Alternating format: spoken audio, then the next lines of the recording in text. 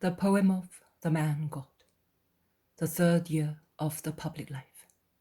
Chapter 469.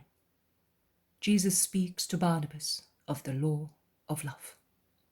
10th of August, 1946.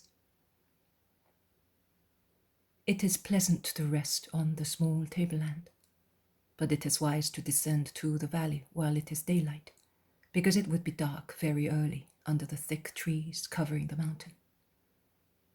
Jesus is the first to get up, and he goes to freshen up his face, hands and feet in the tiny stream running from the little spring. He then calls his apostles, who are sleeping on the grass, and invites them to get ready to depart. And while they imitate him one after the other, washing themselves in the cool brook and filling their flasks at the fine stream flowing from the rock, he goes to the edge of the little meadow, waiting for them near two age-old trees, delimiting its eastern side, and he looks at the distant horizon. Philip is the first to join him, and looking in the same direction as his master, he says to him, "This sight is beautiful. You are admiring it." "Yes, but I was not looking only at its beauty." "At what then? Were you perhaps thinking of the time when Israel will be great? Of those places beyond Lebanon and Orontes, which in the course of centuries vexed us and are still distressing us, because the heart of the power which oppresses us through its ambassador resides there. The prophecies concerning them made by several prophets are terrible indeed. I will break Assyria in my country. I will crush him on my mountains. This is the hand stretched out against all the nations. And who will be able to hold it back? Damascus is going to cease to be a city. She will become a heap of ruins. Such will be the lot of our plunderers. Isaiah speaks thus. And Jeremiah says, I will light a fire inside the walls of Damascus. It shall devour the palaces of Ben-Hadad. And that will happen when the king of Israel, the promised one, takes his scepter. And God has forgiven his people by sending the king Messiah to them. Oh, Ezekiel said so. Mountains of Israel, grow branches and bear fruit for my people Israel, who will soon return. I will lead my people back to you, and they will have you for their own domain. I shall never again let you hear the insults of the nations. And the psalms sing with Ethan and Ezrahite. I have found my servant David and anointed him with my holy oil. My hand will assist him. His enemy will not be able to do anything against him. His fortunes shall rise in my name. He will stretch his hand over the sea and his right hand over rivers. And I will make him the firstborn, the sovereign among the kings of the earth. And Solomon sings, he will endure like sun and moon. His empire shall stretch from sea to sea, and from the river to the ends of the earth. All the kings of the earth will do him homage. All nations will become his servants. You, Messiah, because all the signs of the Spirit and of the flesh are in you. All the signs given by the prophets. Alleluia to you, Son of David, King, Messiah, Holy King. Alleluia, shout in chorus the others who have joined Jesus and Philip and have heard the latter's words. And Alleluia echoes through gorges and hills. Jesus looks at them very sadly, and he replies, But do you not remember what David said of the Christ, and what Isaiah says of him? You are taking the sweet honey and the inebriating wine of the prophets, but you are not considering that in order to be the King of Kings, the Son of Man will have to drink bile and vinegar, and dress himself with the purple of his own blood.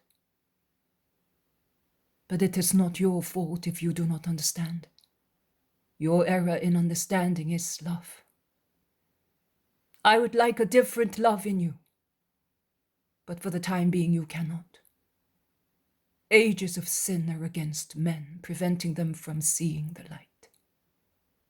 But the light will demolish the walls and will enter you. Let us go.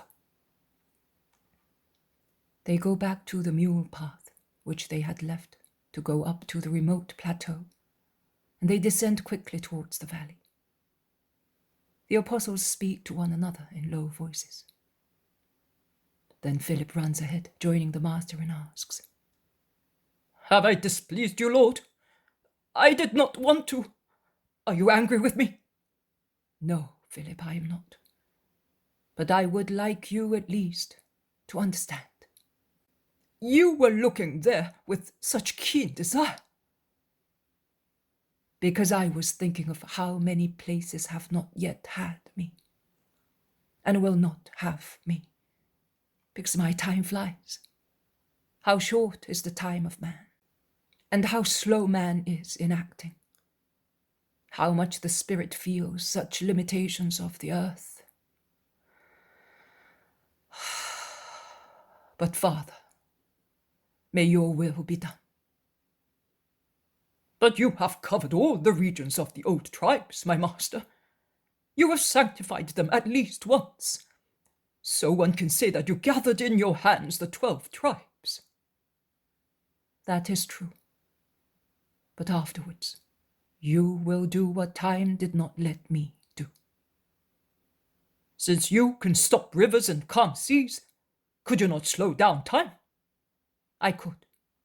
But the Father in heaven, the Son on the earth, the love in heaven and on the earth, are eager to accomplish forgiveness."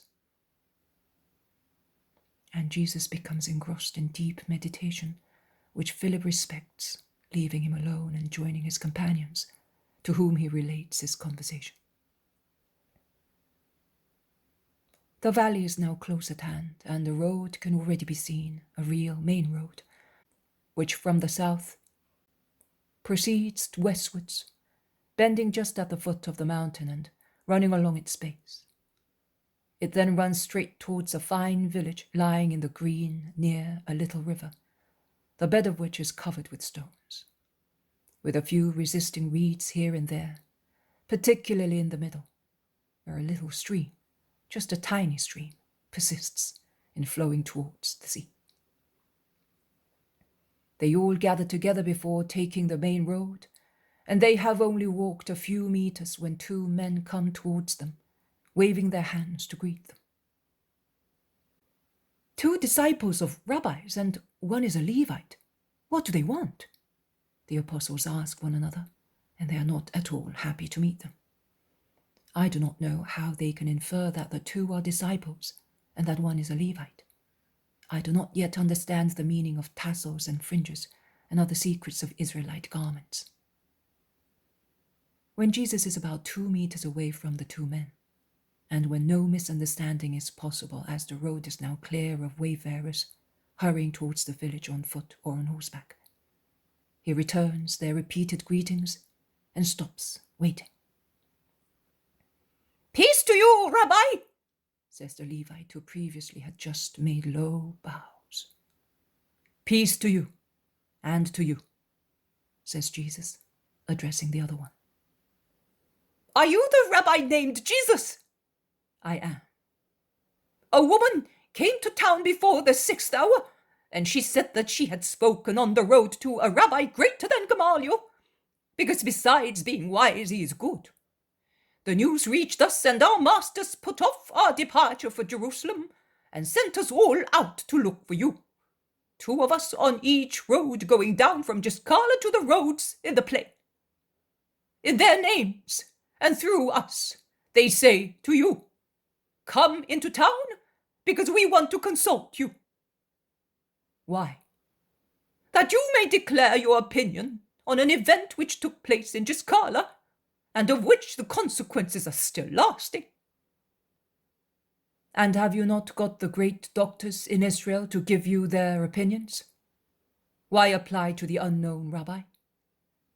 If you are he whom the rabbis say, you are not unknown.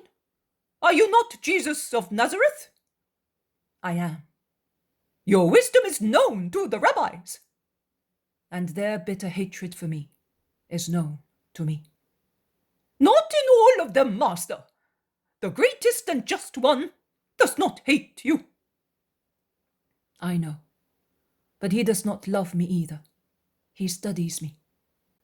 But is Rabbi Gamaliel in Giscala? No, he already left to be at Sepphoris before the Sabbath. He left immediately after the sentence. So why are you looking for me?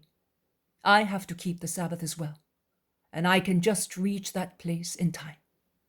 Do not keep me any longer. Are you afraid, Master?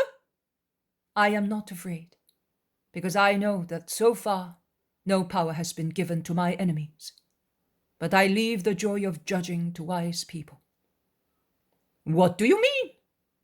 That I do not judge, I forgive. You can judge better than anybody else. Gamaliel said so. He said, only Jesus of Nazareth would judge with justice in this case. All right, but you have already judged, and the matter can no longer be mended. My opinion would have been to calm passions before striking. If there was a fault, the guilty man might have repented and redeemed himself. If there was no fault, there would have been no punishment, which according to some people is, in the eyes of God, the same as willful murder. Master, but how do you know?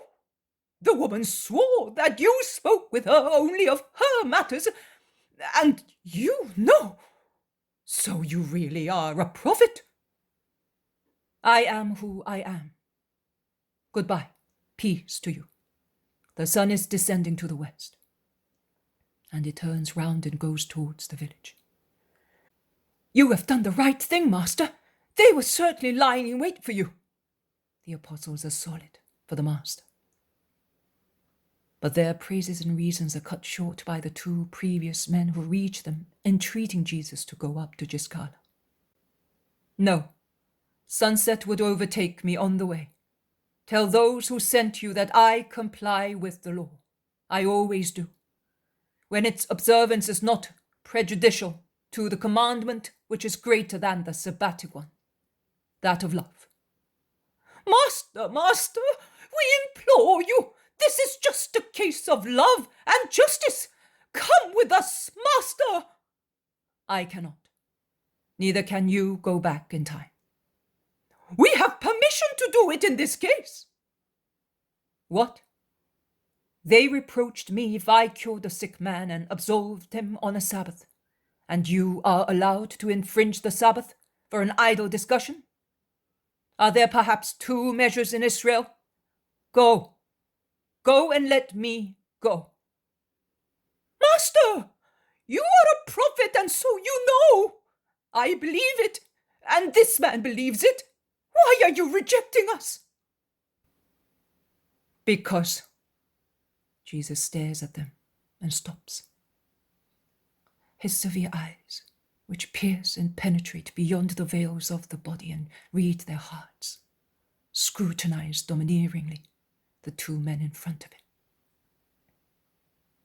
And then his eyes, so unsustainable in severity, so mild in love, change, assuming such a loving and merciful expression that if previously a heart trembled with fear because of their powerful look, now it trembles with emotion in the presence of the bright love of the Christ. Because, he repeats, not I, but men reject the Son of Man, and he must distrust his brothers. But to those whose hearts are without malice, I say, come. And I also say, love me, to those who hate me. So, Master.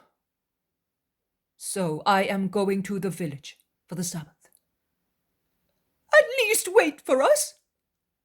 I am leaving at sunset of the Sabbath. I cannot wait. The two men look at each other. They consult each other, remaining behind.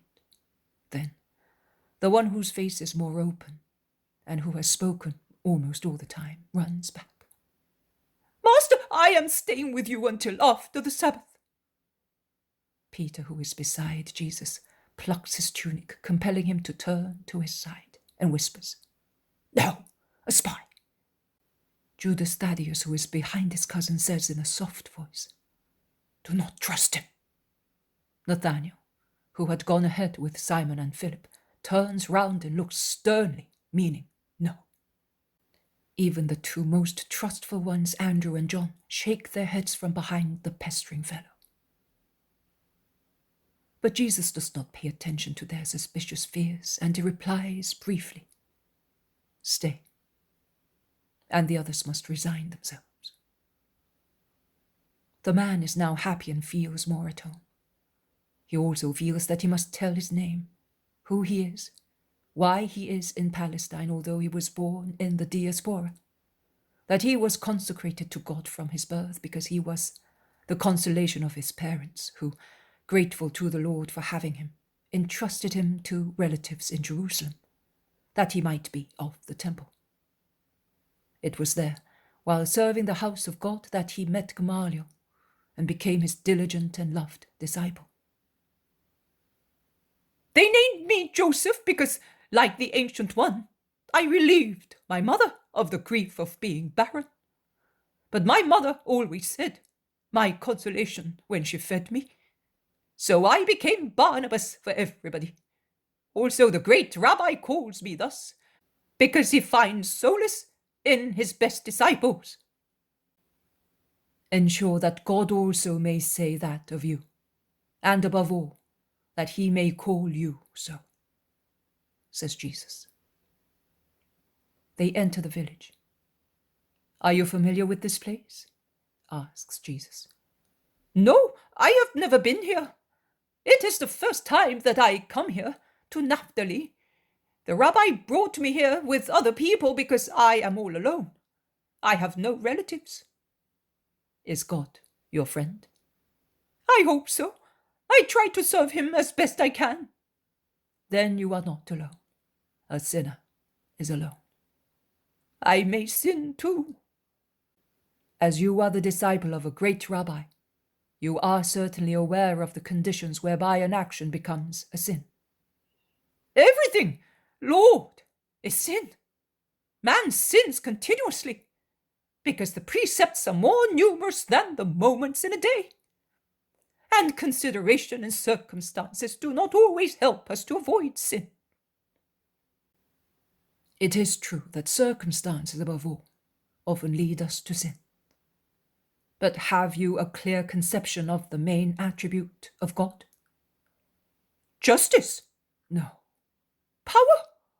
Neither. Severity? Less than ever. And yet it was so on Sinai and even later. The Most High was then seen amidst lightning, which encircled the face of the Father and Creator with awful halos. You really do not know the true face of God. If you knew him and his Spirit, you would know that the main attribute of God is love, and merciful love. I know that the Most High has loved us. We are the chosen people. But it is tremendous to serve him. If you know that God is love, how can you say that he is tremendous? Because by sinning we lose his love. I have already asked you whether you know the conditions whereby an action becomes a sin. When it is not an action of the 613 precepts, or of the traditions, decisions, customs, blessings, and prayers, besides the 10 commandments of the law, or it does not comply with the teachings of the scribes, then it is a sin. Even if man does not do it with full knowledge and perfect consent of will? Yes, even so. Because who can say, I do not sin? Who can hope to have peace in Abraham after death? Are the spirits of men perfect? No, because Adam sinned, and we have that fault in us. It makes us weak. Man has lost the grace of the Lord, the only strength to support us. And does the Lord know that? He knows everything. So, do you think that he has no mercy, taking into account what makes man weak?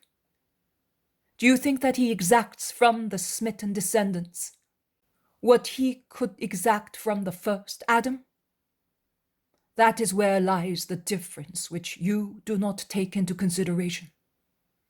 God is justice. I agree. He is power. I agree. He may also be severity with the unrepentant sinner who perseveres in his sin. But when he sees that one of his children, all men are children on the earth, which is 1 hour of eternity for the spirit, that becomes adult at its spiritual examination of eternal majority at the moment of the particular judgment. When he sees that one of his children errs, because he is absent-minded, or slow in distinguishing, or not very well educated, or because he is very weak in one or more things, do you think that the most Holy Father may judge him with inflexible severity? You said it yourself that man lost grace, the strength to react against temptation and incentives. And God knows that. And one must not be afraid of God and shun him, as Adam did after his sin. But man ought to remember that he is love. His face shines upon men, not to reduce them to ashes, but to comfort them as the sun comforts with its beams. Love, not severity, radiates from God. Sunbeams, not flashes of lightning. In any case, what did love impose of his own will? A burden which cannot be carried? A code of numberless chapters easy to be forgotten? No. Just 10 commandments. To bridle like a colt, the animal man, who without bridle goes to rack and ruin. But when man is saved, when grace is given back to him, when the kingdom of God is established, that is, the kingdom of love, the children of God and subjects of the King will be given one only commandment, which will comprise everything. Love your God with your whole self, and your neighbor like yourself. Because believe, O man, that God love can but alleviate the yoke and make it pleasant, and love will make it pleasing to serve God when he is no longer feared, but loved. Only loved. Loved for himself and loved in our brothers. How simple the last law will be. As God is, who is perfect in his simplicity. Listen. Love God with your whole self. Love your neighbor as yourself. Meditate. Are the burdensome 613 precepts and all the prayers and blessings not already included in these 2 sentences? Divested of useless cavils, which are not religion but slavery towards God. If you love God, you will certainly honor him every hour of the day. If you love your neighbor, you will not do anything which may grieve him. You will not lie, steal, kill, or injure. You will not commit adultery. Is it not so? It is just, Master. I would like to stay with you, but Gamaliel has already lost to you his best disciples. It is not yet the hour for you to come to me. When it comes, your very master will tell you, because he is a just man. He is he not? Do you say so?